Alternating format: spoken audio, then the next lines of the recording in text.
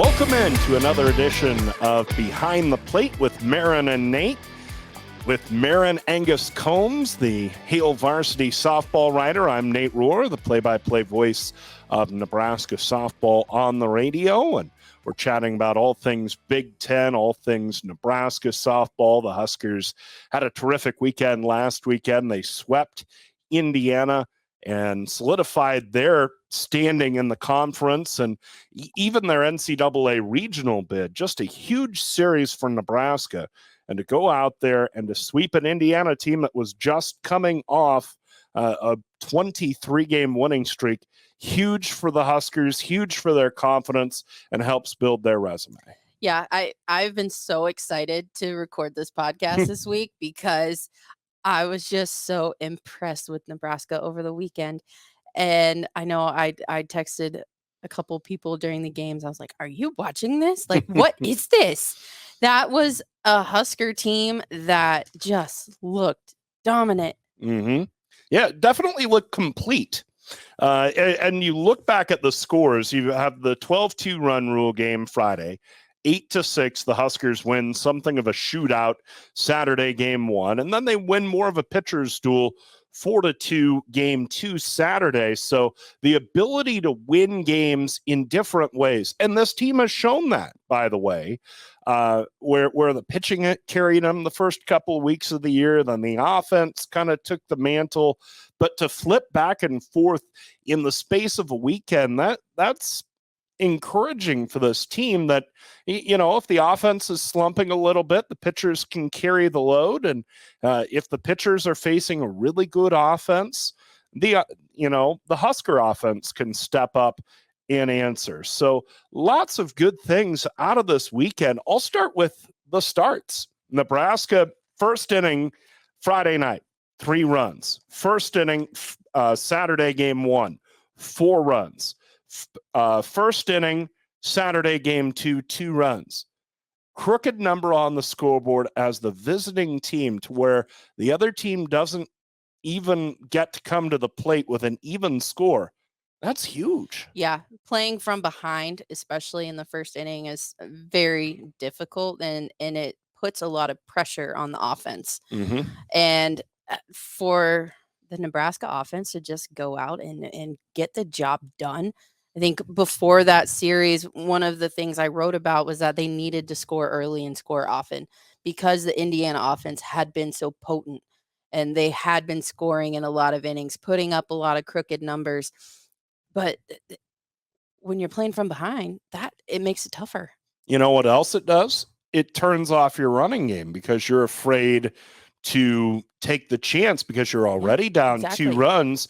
A stolen base doesn't do you near as much good if you're down 2-0, 4-0, whatever, as opposed to 0-0 or even down 1-0, because of course, if you steal a base, you're in scoring position, 1 hit scores you.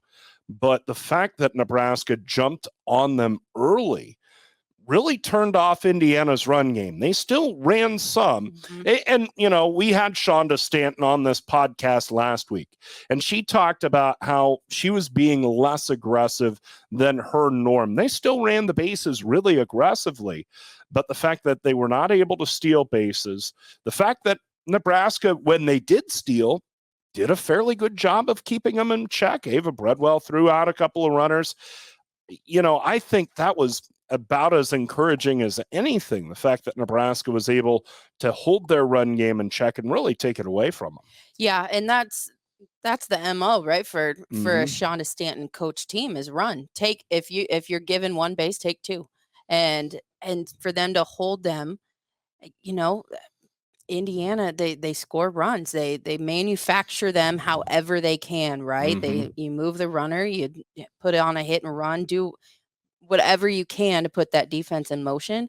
But when you keep them off the bases, can't steal first. You can't steal. Exactly. You can't steal first. Yeah, it was big. And, you know, the other part was, even though Indiana scored some, you know, they did put up 2 runs on Friday. And then Saturday, they really fought in that first game, the 8-6 loss. the Huskers came into the weekend, I think, with the knowledge that this was a really good Indiana team on the offensive side. They were going to score some runs. The Husker pitching staff did fairly well to limit them, but Indiana still got theirs. What was the most important was the fact that then the Nebraska offense answered back. I mean, you look back on the Friday night game, and it was 3-2 after one inning. So maybe as a Nebraska team, you're sitting there worried, well, they're climbing back into it. Momentum's on their side. And then you put up a 4 spot and you knock their starter out of the game. And then the lightning delay happens. And I was a little worried the lightning delay came at the absolute worst time as Nebraska had scored 4 runs. My worry was Indiana would go back to the locker room, make some adjustments, talk over what they had seen in the early going out of Courtney Wallace. Instead, Courtney gets into a jam in the bottom of the second inning. She walks Kinsey Mitchell, a very good number 8 hitter, and then Brooke Benson hits into a fielder's choice where no out was recorded. And the game kind of hung there, but then Wallace faces that potent top of the order. Gets a ground ball from Cora Bassett, gets the strikeout of Taryn Kern, the presumptive Big Ten Player of the Year, and then a ground out by Taylor Minnick. And, you know, with due respect, yes, there were 3 more innings, but I think Indiana was done at that moment. And it was because Nebraska was able to seize momentum. Yeah. And they held Indiana to 2 hits. Yeah.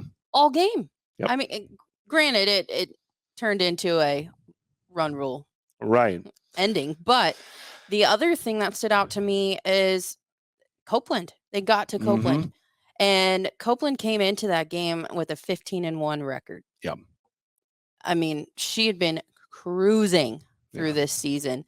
And Nebraska, it almost seemed like whatever film session they had, whatever scouting report they had been studying for Copeland, they figured her out. They were right on it. And I know this team and this coaching staff works very hard in terms of trying to scout opponents effectively, trying to have a really good idea of the other team's plan, try and figure out the other pitchers.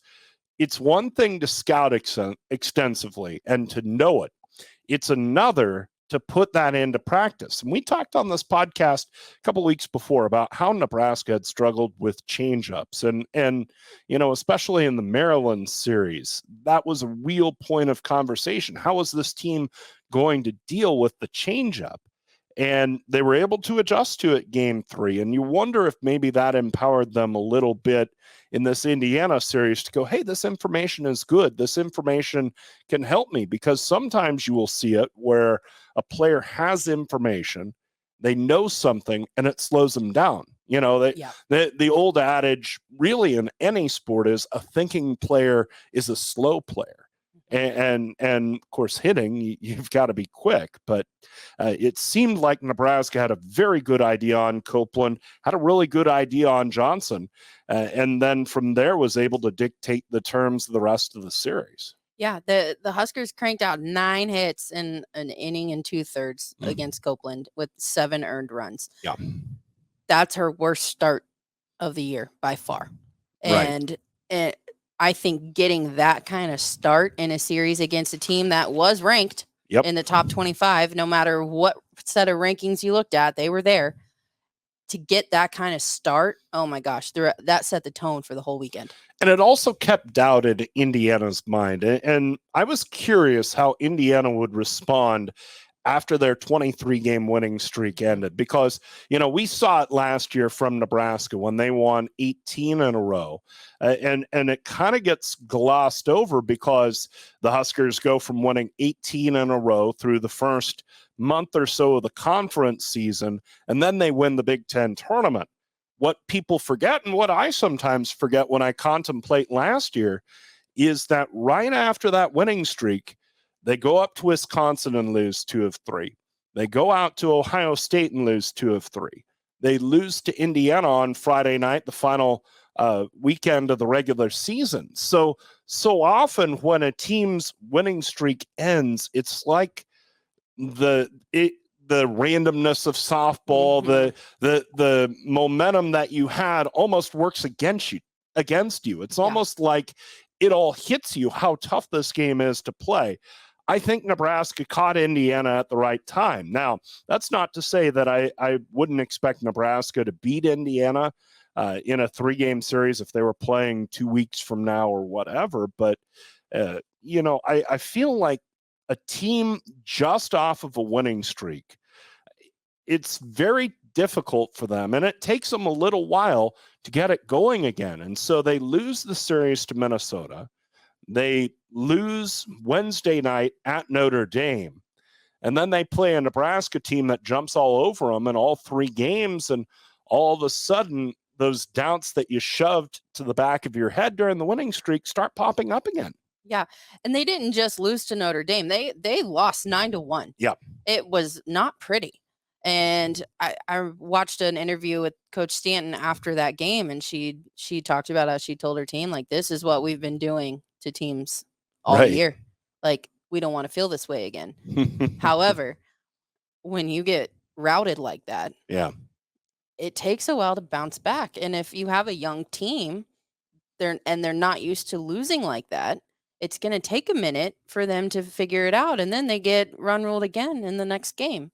So it was definitely, I think, A, learning opportunity for Indiana, but B, for Nebraska, I think what we saw is a team that knew they had to win that series. Right.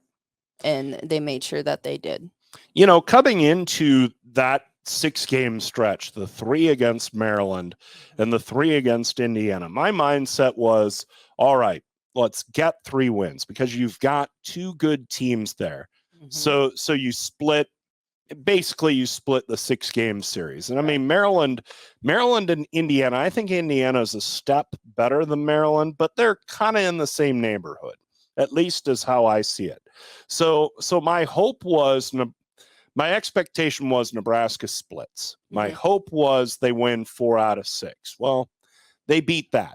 They win the series at Maryland, and then they sweep Indiana. They win 5 out of 6, and that tells me this team's turning a corner a little bit, which is good, because we talked about how huge this stretch is for this team coming up, the Wisconsin series coming up this weekend, and then, of course, a huge 3-game series out at Northwestern before the Huskers close the regular season against Ohio State.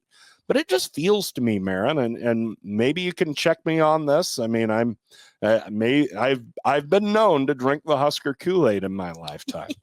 But it just feels like this team has turned a corner, has kind of figured itself out, and is finding a way to finish this year strong and position themselves well, not only to get into regionals, but hopefully to get a little more favorable draw. Yeah, I would say after this weekend, I definitely feel better about the next the Ohio State series and the Northwestern series. Right. Because those are the 2 teams right now in the conference that are ahead of Nebraska in the RPI. Yeah. And when it comes time for the committee to look at everything, the RPI, the strength of schedule, all of the things, Nebraska right now is most likely sitting in a 2 seed in Norman, and that's not favorable. I think we texted after the series, and I was like, I don't know, did they play themselves into like Fayetteville? Yeah. I think that's the most favorable draw potentially that they could get. Right. How likely is it going to happen? I think they have to go win the conference.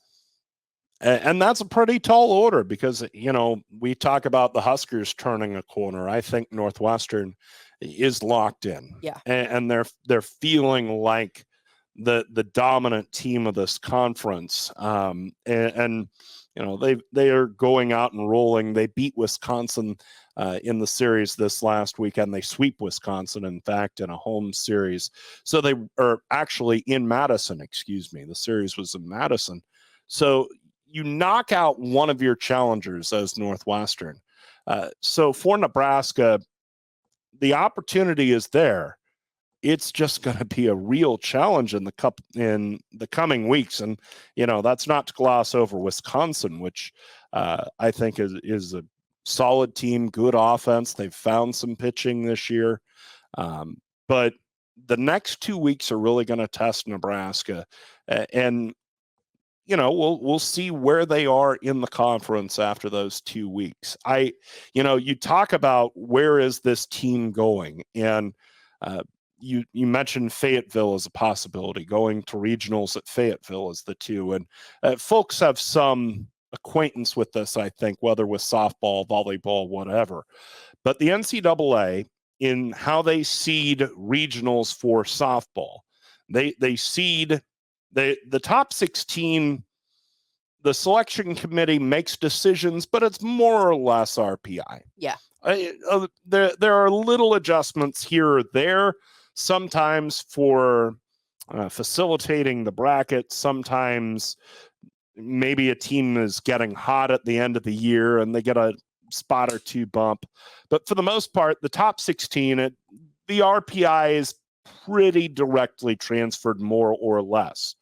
From there, the committee picks out their at-large teams, and I believe the number is 30. There are 32 at-larges and 32 automatic bids. And I might be, I think both numbers are in the 30s. But at any rate, we'll have that number for you next week. But at any rate, they select their teams, but how they seed them out very often is by geography. And the NCAA, the rule is you can bus to a regional site if it is within 450 miles of you. Yeah. So for Nebraska, those regional sites, or at least, among the teams that we expect to be in regionals, would be Oklahoma, obviously, Oklahoma State, the Huskers bust down there last year, and then Arkansas. And as things set up right now, as we check out the RPI at this moment, the Huskers are sitting 31st in the RPI. So if you just use the RPI to seed out regionals, Nebraska would be a 2 seed. A 2 seed in the number 2 regional. So you could sit there as the NCAA and say, well, by your RPI, you should be the number 2 seed in the second toughest regional. Yeah, we're not being that penalizing to you, that punitive to you, if we put you in the top regional in Norman. Yeah, and oh, by the way, you can take the bus trip there. Right. And there's the storyline of Jordy Ball, the Nebraska native, being one of the Sooners' top pitchers. You have the historic rivalry in softball as well as football between Nebraska and Oklahoma. You have the final regional at Marita Hines Field, which would be very interesting for Nebraska to participate in. The Huskers are going to have to do some work to get out of that date, because I feel like that lines up pretty well. Yeah. There's a lot there that the NCAA would like to put on a promo. Yeah. And as I'm looking at RPI right now, all right, so those are the 3 host sites. They're pretty much a lock, I would say, to host a regional. Yes. Arkansas will be in the lower half. And as of right now, Arkansas's RPI is 16. So we're potentially looking at them being the last national seed. Okay, well, Central Arkansas is really good this year. Beat Arkansas twice, and is sitting at number 20.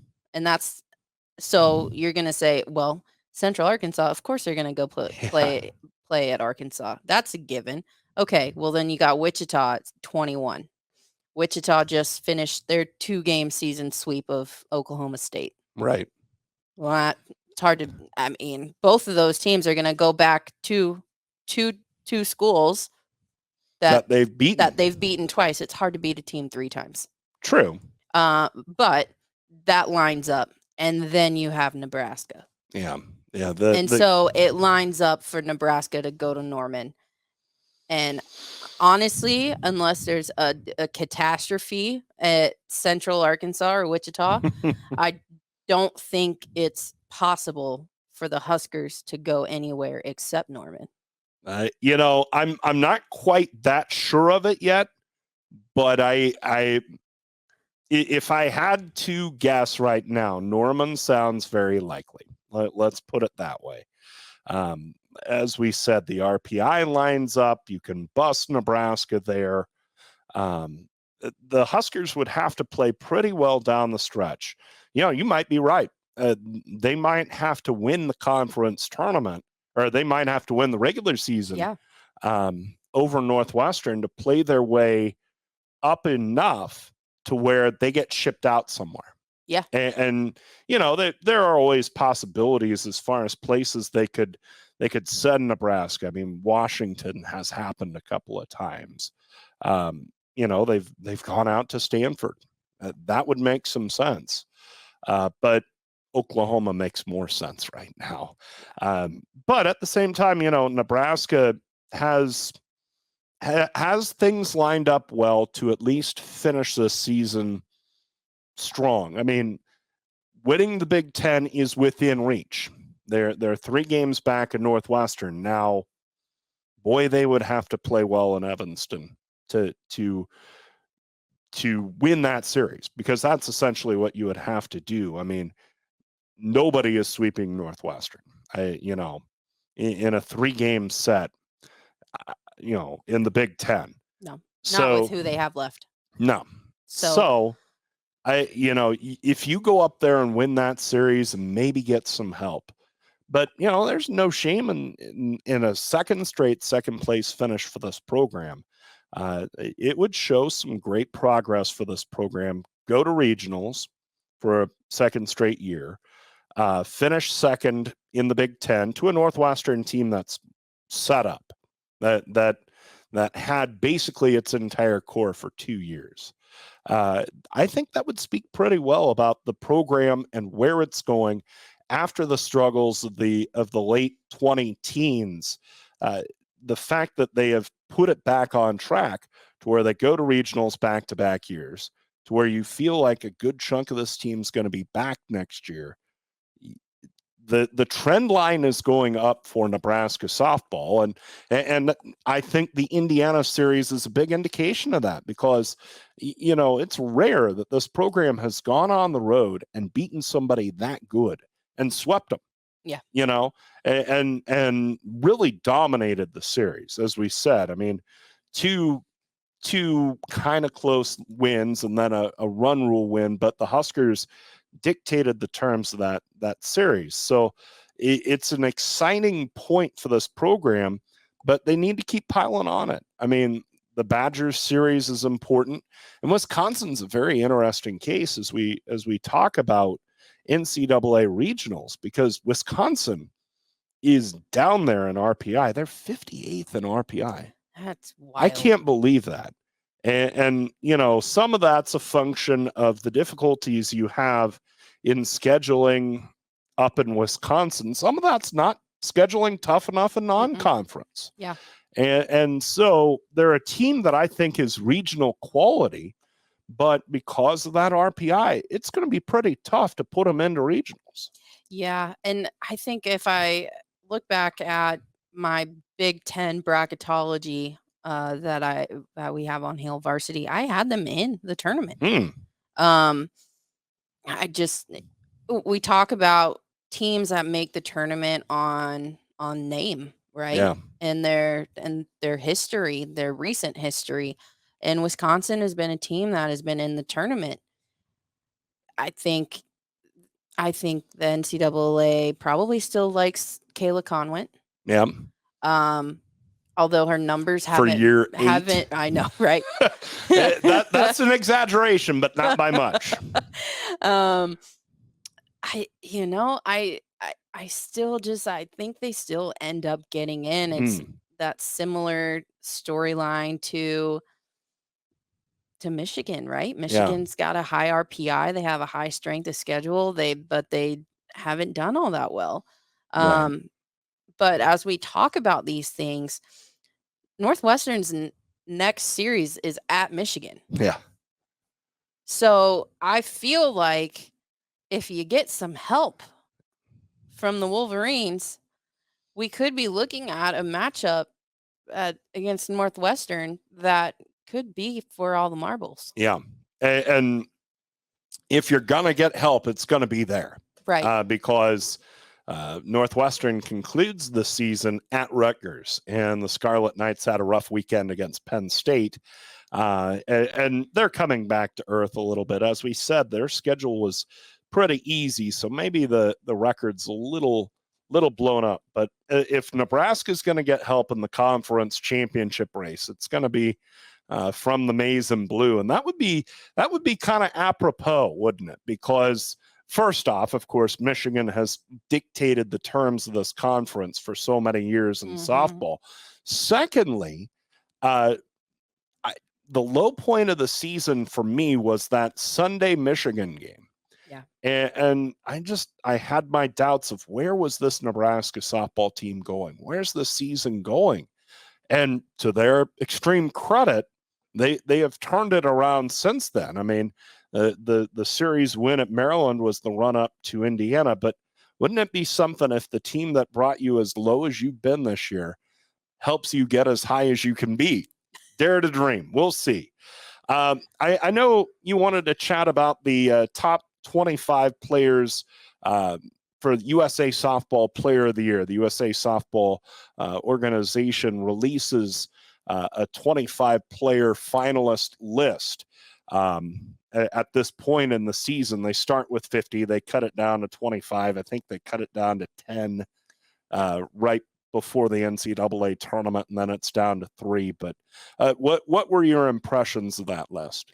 It always cracks me up sometimes to see what that initial top 50 is. And as you go through, you're looking at the names, you're like, okay. So initially on this top 50 from the conference, you had Danielle Williams and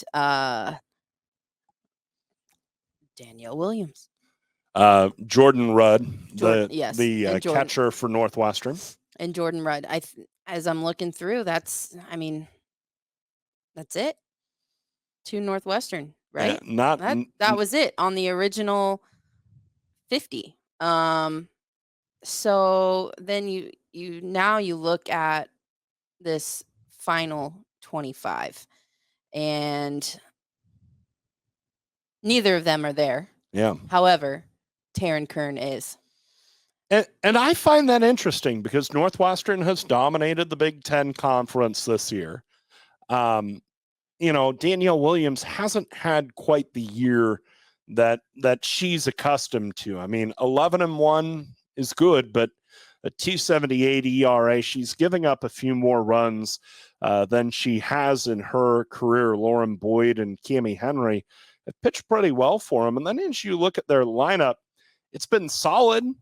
But, they had Rachel Lewis last year driving the bus for them and putting up big numbers. I still think it's really weird that there's not a Northwestern player on this 25-player finalist list. I mean, not to take anything away from Taryn Kern, okay? She deserves to be on there.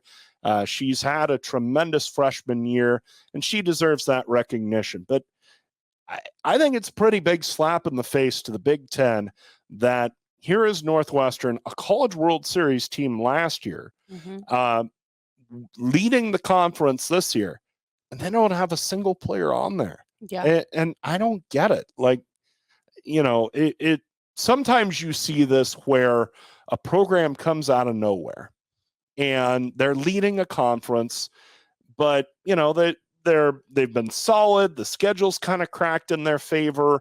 And so it's a surprise run, but they're not getting any respect. Northwestern's an established softball program. Like, I find it tough to believe they don't have one of the top 25 softball players in the country. I know. When I looked at that initial list, my thought was kind of the same thing. That's a slap in the face to the conference. Sure it is. And it plain and simple, it is, because as we look at some of these names, Rachel Becker is on there. She's had a phenomenal season at Oklahoma State after transferring from Purdue. But you go through, there's a lot of freshmen on here. Sure. And it's hard to predict a freshman season. Right. Plain and simple, especially when you are a freshman in a Power 5 conference, right? Najee Kennedy is on here, a freshman pitcher from Stanford. It's hard to predict. But to see Taryn Kern be the only player from the conference get in here, it speaks volumes to me. I feel like the conference itself is going to have to figure something out. Now, granted, if we look further, yeah, welcome UCLA, and you have Maya Brady and Megan Faremo and as finalists. The conference will continue to have players be nominated for these awards because UCLA will be there, right? And UCLA will never not have. I mean, I say that now. That when the day comes that UCLA doesn't have a player nominated for any of these awards, pigs will fly. Yeah, I'll give you another name on that list, Lauren Durkowski. She's had a tremendous year for Michigan. I mean, second in the conference, a 1.60 ERA. She's had a good year against a tough schedule with not much offensive support. And Michigan being a brand name program again. And it's somewhat unfortunate that matters, right? In college athletics, that you have to be at a program that has a history, that has a tradition, to garner some of this attention. But Lauren Durkowski is putting together a very good year this year and is not getting the attention she deserves, again, because of the perception that surrounds Big Ten softball. And it's something that this league's going to have to continue to fight. Even with UCLA joining, I mean, job one is the rest of the conference has to make it tough on UCLA. Yeah. And I think they'll compete well with them. I mean, UCLA obviously has so many advantages because of their geography, the talent base, the tradition, but I'll be interested to see how they hold up with the rest of the conference, because I've seen it with Nebraska sports, softball, baseball, football, basketball, whatever. When you change conferences, you don't understand all the stuff that changes for you. When you talk about opponents you haven't seen, travel you haven't dealt with, a redrawing of your recruiting territory and recruiting pipelines, it's a challenge. And so I wonder if that's going to slow UCLA down some. We'll see. And they're positioned well to tackle it. But I do think that it's going to be a little tougher for them than most people think. And I would also bring up the strength of schedule. Because unfortunately, if you were to compare the Big Ten to the Pac-12, the strength of the conference as a whole is not really comparable sometimes. I mean, some years, but the Pac-12 generally, if they've got the teams in the top 20 and top 10. Okay. Right. Sure. Let's go top 10. Right. You're going to have two teams most likely in the top 10 at all times. And then you look at the Big Ten and you've got one team ranked in the top 25. Yeah. And Northwestern's been in the bottom 20s all year long. And, again, some of that is the typical difficulties Big Ten teams face. But I do think that some of that is a product of the perception of the conference too. And it's interesting. So Tony Petitti gets hired as the new Big Ten commissioner. Obviously, it's not first on his radar to build up the bat and ball sports, but I find his background interesting. The fact that he worked at the MLB network. Clearly, he has an affinity for baseball, and hopefully that dovetails with an affinity for softball, because this league has some value in those baseball and softball programs that I don't think they've tapped into. And I don't believe the conference office has done enough to tap into those. And if they're going to have a conference around UCLA softball and even UCLA baseball, which has gone to the College World Series and all of that recently, you know, you want the rest of the league to hold up. And I'm hopeful that the new commissioner will do that. I think Kevin Warren had maybe a little tiny interest in it. But I don't know that this conference, the bottom line is the conference has not done enough to build up softball, not showcasing it on the Big Ten network, not encouraging teams to schedule better. I will say they've coordinated their schedule better. The league only getting a couple teams into regionals in 21 in the all Big Ten schedule scared them. Yeah. To the point where they started scheduling to RPI. And so this league needs to push baseball and softball more, because that's the sport that's out there in March, April, and May. And ideally in February, though I know it's tough for Big Ten schools to acknowledge it when their teams are on the road. Yeah. And not letting players leave the league. I mean, Right. you can't help the transfer portal, right? It's gonna be there. Kids are gonna transfer. It's kind of the nature of the beast right now. But seeing Alex Chiraco go to Oklahoma, seeing Rachel Becker go to Oklahoma State, those are just two names, right? They're both finalists for Player of the Year. Like, imagine what that would do for the conference if they didn't leave. Right. Yeah, you need great talent once you identify it to stay there. And again, I think the league could do more to make Big Ten softball a bigger deal. It's got me very emotional. No, I kid. I mean, this has been one of my hobby horses with this conference and with some schools in it. Now, some schools have done a good job. Nebraska at the forefront of that. But even like Indiana, I think their facilities are terrific.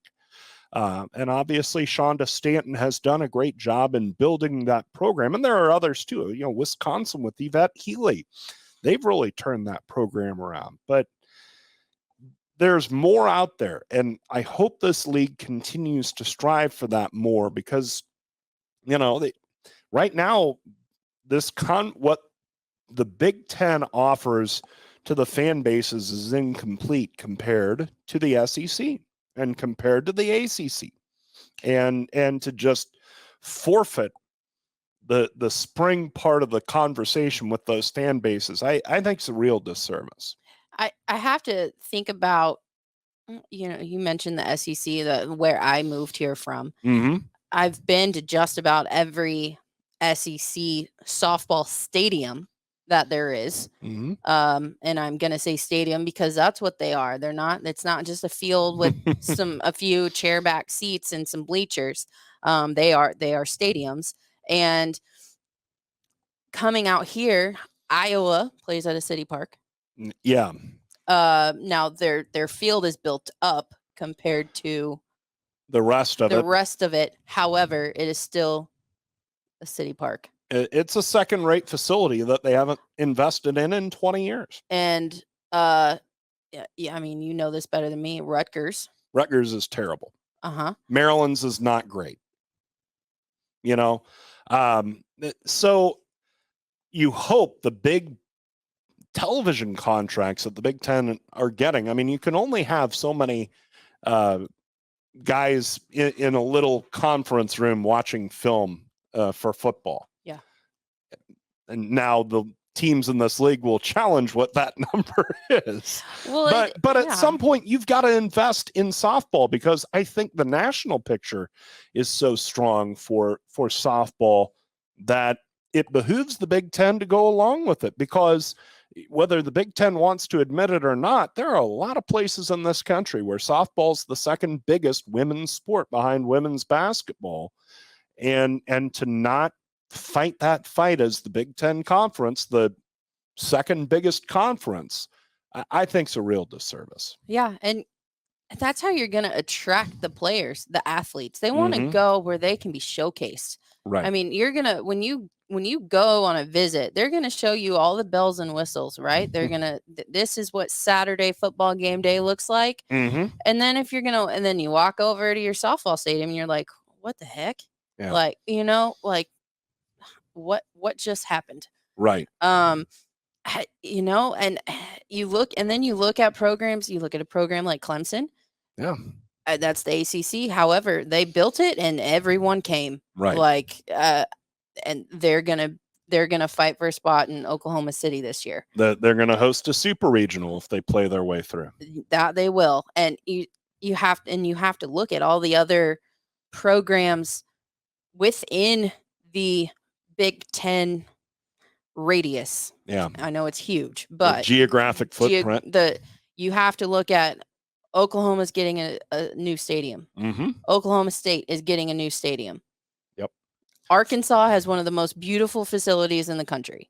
I can Florida just invested big in their softball stadium, I think, with some significant renovations. Mm-hmm. And you just go down the list of every single program in that league. I mean, Auburn, which has been a middle of the pack SEC program, their stadium's terrific. Yeah. Now, Tennessee's had a great year, but their stadium is terrific.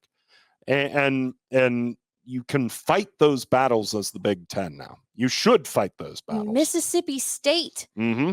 was almost irrelevant in the SEC for I don't know how long.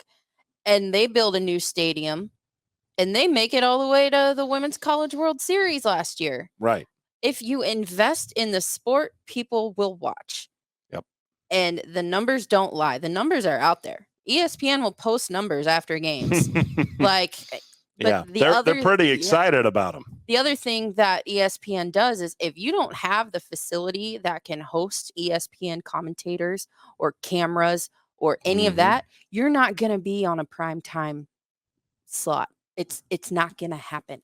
So unless the Big Ten can figure it out across the board, they're never going to find themselves on a prime time ESPN game. Mm-hmm. And they will continue to be on the Big Ten network.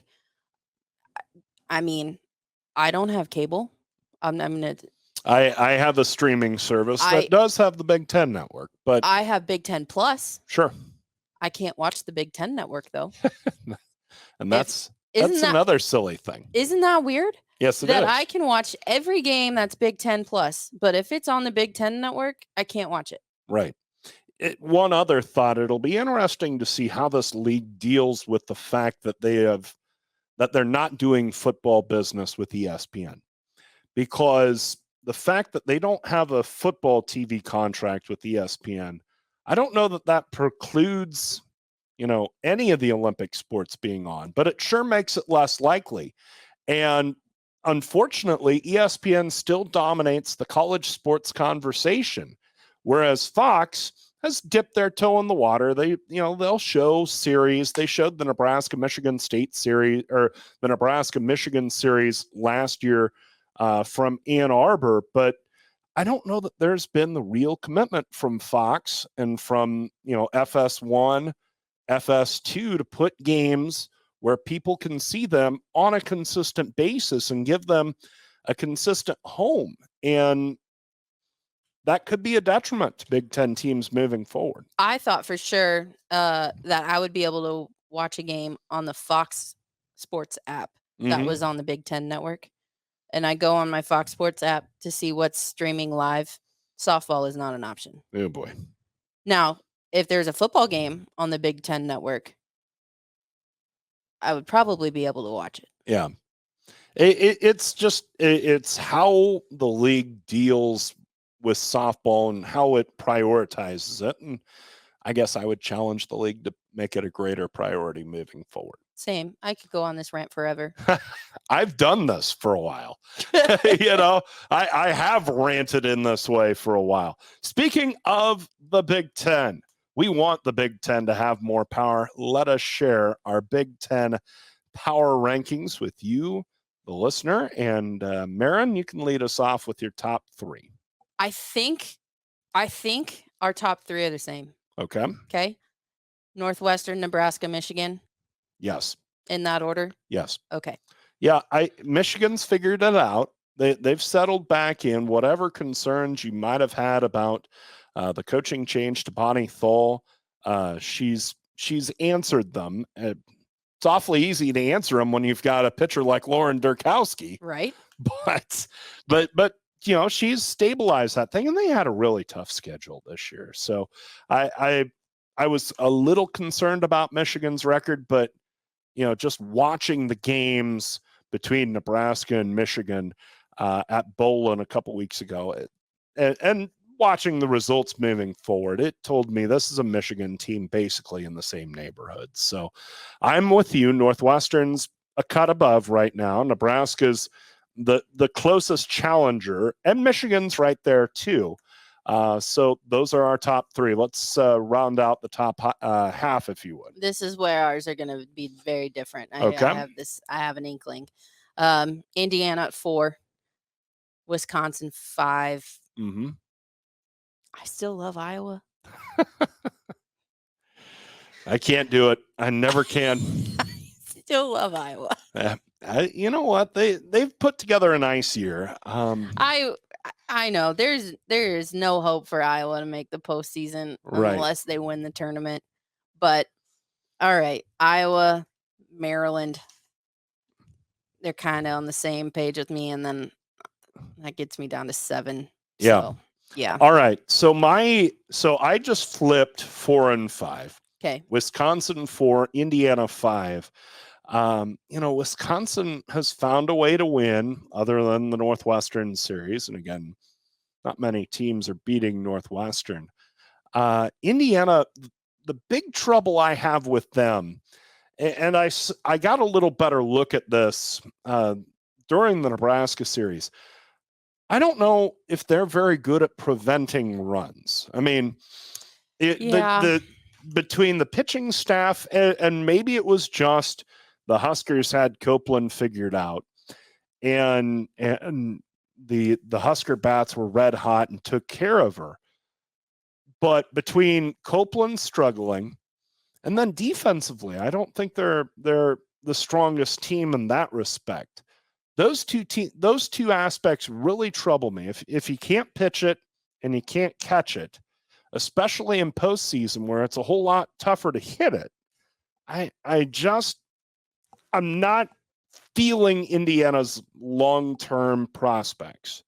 So I've got IU at 5 behind Wisconsin, even though that's not how the conference standings are. Ohio State 6. We've talked about Ohio State. They're solid. They're decent.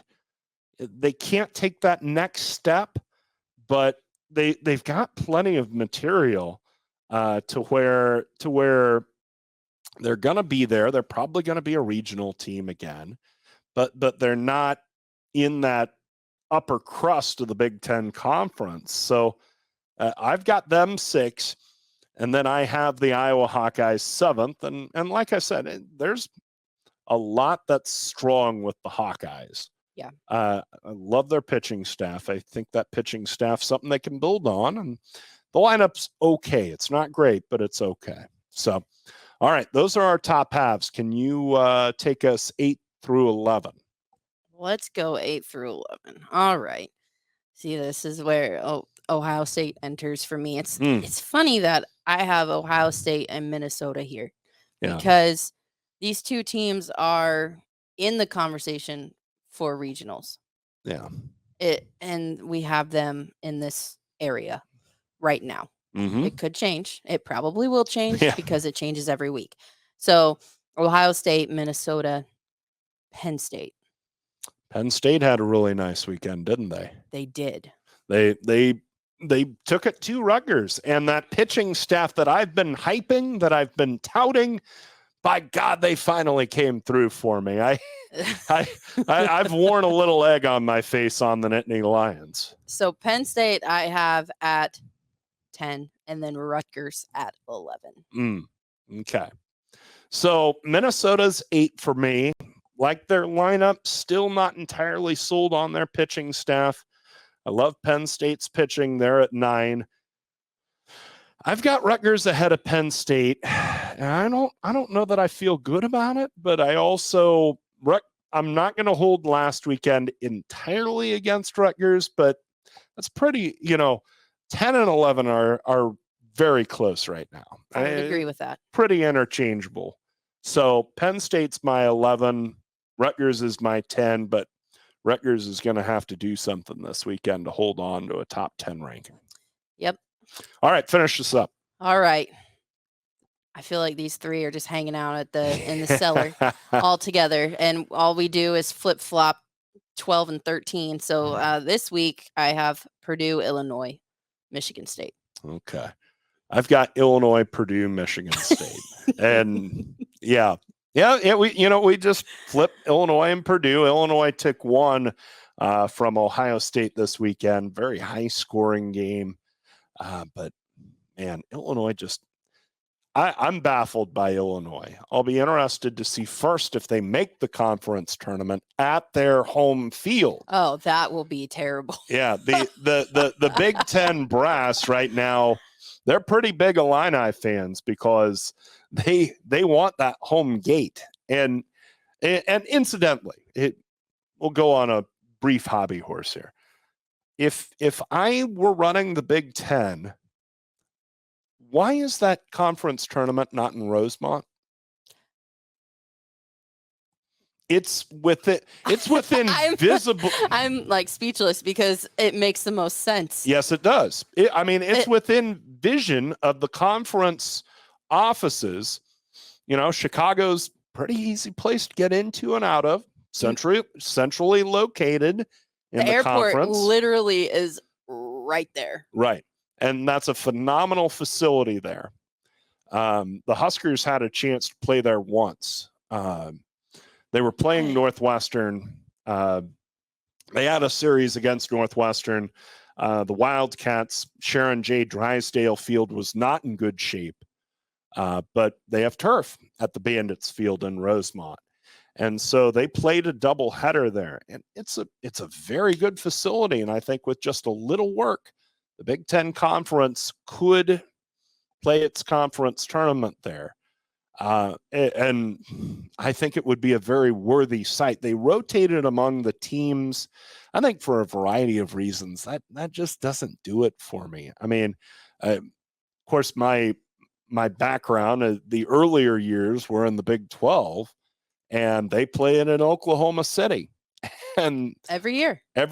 And I think that elevates that tournament. I know the SEC plays its tournament at a home site, but I just think it elevates a conference tournament to play it on a neutral site. And I think it would be a good idea for the conference to do that. And the other part is, the conference could invest a little bit in that ballpark and put in better media facilities so that's easier for the conference network to cover the tournament because, quite frankly, Illinois' facility is not great.